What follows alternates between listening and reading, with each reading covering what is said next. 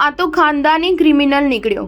પુણે પોસ્ટકારના આરોપીના દાદાનું અંડરવર્લ્ડ સાથે કનેક્શન। ભાઈ સાથે મિલકતના વિવાદોમાં છોટા રાજન પાસે મદદ માંગી હતી।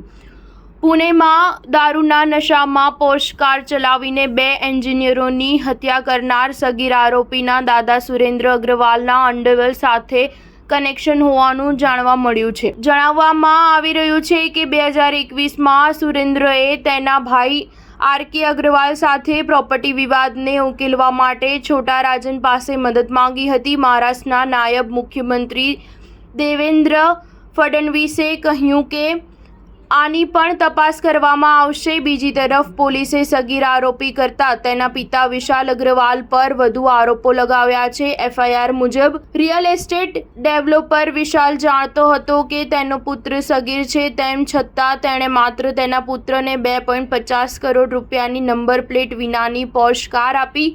પબમાં દારૂની મહેફિલ માટે તેમનું ક્રેડિટ કાર્ડ પણ આપ્યું।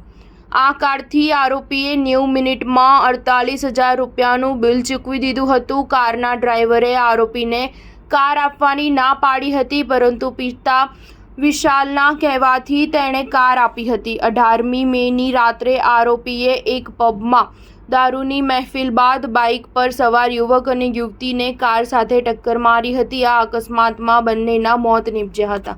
સ્ટાર ન્યૂઝ 7 હંમેશા સચ્ચાઈની સાથે।